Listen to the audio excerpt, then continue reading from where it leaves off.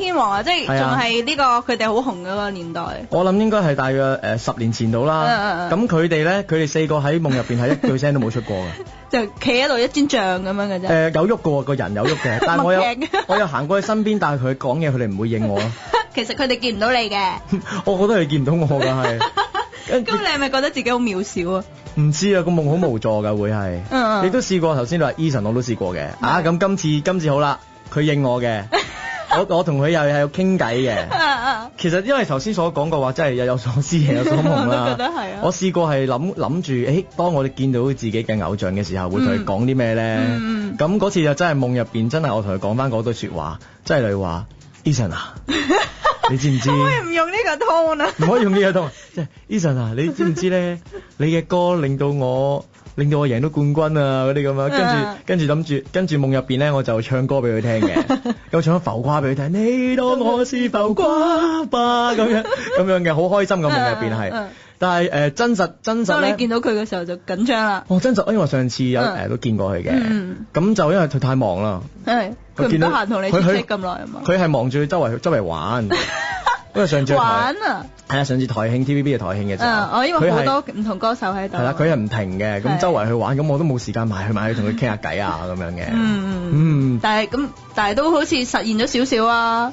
係啊。下次你就捉緊呢個機會喺佢面前唱浮誇俾佢聽。好啊。其實今日咧，講下發夢呢樣嘢咧，咁有少少學術少少嘅資料可以講翻俾大家聽嘅。其實。究竟人係點解會發夢咧？係咁夢究竟係邊一個時期，即係邊個瞓覺嘅時候會出現嘅咧？睇嚟Sally你都知喎，先係啊，我讀心理學噶嘛，所以讀過嘅，係啊。即係有講過話發夢咧，就係當你一個係好熟睡嘅時候咧，就會出現啦。係啦，咁呢個熟睡嘅期間咧，即係其實你知人瞓覺咧有唔同嘅周期嘅。咁就喺呢個 REM 嘅瞓覺期間咧，即係 Rapid Eye Movement 嘅，即係隻眼會喐得好快咁樣嘅。嗰個時段就係發夢嘅時候啦。其實試過咧，因為我細個嗰陣時，我哥哥都知呢樣嘢嘅，話人發夢嘅時候咧，隻眼係咁碌嘅。係啊。因為我都聽到呢樣嘢，咁我試過咧。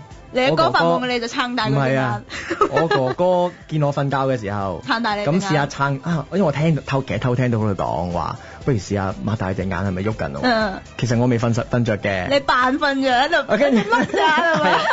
跟住好好笑噶，跟住我扮瞓着啦，跟住佢咁碌擘大隻眼嘅時候，我真係周圍碌，跟住我哥哥話：咦喂，佢發緊夢喎，真係。好搞笑㗎！但係你最尾有冇話翻俾佢聽？其實我扮嘢啊！我梗係唔話俾佢聽啦，等佢以為自己真係發現新大陸咁樣啊嘛。同埋你而家先講翻出嚟，佢會唔會聽到你做節目㗎？應該聽到，可能聽到啦。唔理佢啦，佢以為自己叻咗咁多年啊！死仔包困咗我咁多年係嘛？係啊，同埋其實有講話其實發夢係好嘅。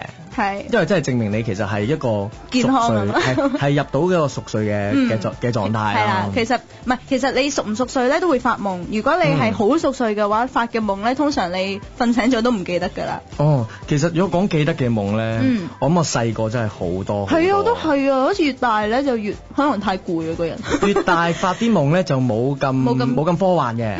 冇咁科幻嘅，實際少少嘅。係啦，即係以前我試過嚟去啲行街食飯咁樣。發過係好得意嘅，即係呢個真係我諗冇人發過㗎啦。係同時間個夢入邊出現卡通人物，叮當咁樣，亦都出現咗一個劇集嘅人物。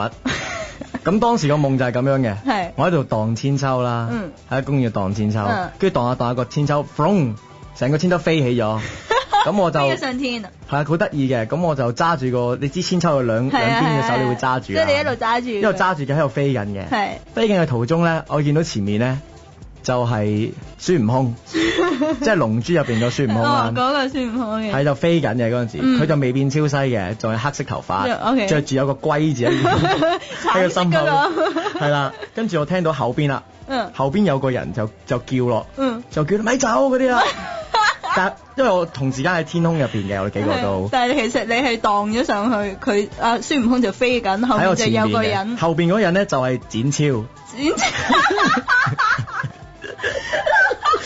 我諗大家應該嗰陣時有睇包青天嘅，咁做展超嗰個係邊個咧？就係何家勁嗰陣時。何家勁嘅展超嚟嘅，跟住成件事就係我係夾住喺中間，跟住佢阿展超係追住孫悟空咯。叫佢唔好走，咁有冇拎住把劍咁樣追住？我係真係佢追人嘅時候咧，隻手會兩隻手指一追咪走。嗰啲係咪古裝片嗰啲？但我都唔明點解展超同埋我嘅千秋會識飛天咯。咁就係咁樣就完咗啦個夢。其實發咗好多，係個夢就係咁喺空中不斷飛啊，飛下就完就唔記得咗。頭先我上網做咗啲功課咧，就話咧飛行嘅夢咧，飛行嘅夢係啊，有好多人其實都發過啲飛行嘅夢㗎。係咁就係話原來有少少含義咁樣啦，即係唔知你信唔信啦，即係你如果你信嘅話就聽下啦。我想聽。就話咧原來係好似係你對一件事咧係有掌握啊。即係好似係你已經掌握到呢一件事啦，所以你就好自在啦，咁你就可以飛啦咁樣。即係會唔會係嗰陣時係做緊一件事，即係可能話考試嗰啲？係啊，可能考試你好有信心，好有把握，咁你就知道自己會考得好㗎啦。咁嗰晚你就會發夢自己喺度飛啦。就會飛天啦！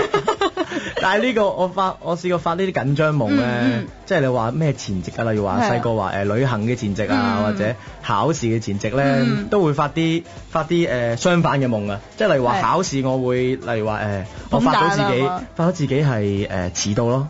啊！我都試過啊，同埋勁緊張，跟住翻到去係唔識做咯，好遠啊！跟住試過旅行就會係都係唔知點解咁衰嘅啲嘢，發生呢啲夢咧，都係話我自己遲到嘅會，好似笑啊你。係咯，唔係頭先講翻頭先飛行嗰個夢先啦。頭先咧即係我之前聽阿日講過啦，即係我哋之前我哋Lady Radio 另外一個節目叫山城首期啦。咁山城首期嗰度講過咧，原來發飛行嘅夢咧，可能係出體嘅一種咯。即係出體嘅意思咧，就係話你個靈魂出咗嚟啊！即係你瞓覺嘅時候，你個身體瞓緊覺，你個靈魂出咗嚟。咁如果你飛行緊嘅時候咧，就話可能呢一啲係嗰啲嘅出體。你所見到嘅嘢，但係你以為係夢咁樣，即係個靈魂離開咗個身體，係啊，喺空中飛，係啊。咁有一種夢咧，又叫做呢個清醒夢或者叫清明夢啊。清醒夢或者清明夢，咁英文就係 lucid dreaming 咁樣啦。咁就係話咧，你係知道自己發嘅夢。你有冇試過自己發夢嘅時候係知道自己發嘅夢？我真係控制住個夢。係啊，直情知道啊，我而家係發緊夢，呢啲係假嘅，咁我就可以控制啊，我而家想去攞杯水。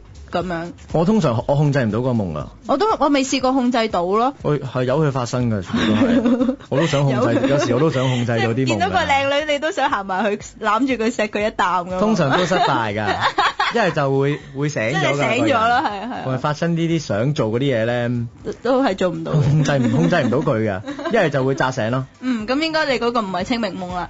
清明夢啊！清明夢就嚟清明啦。係啊，記住去拜山啊！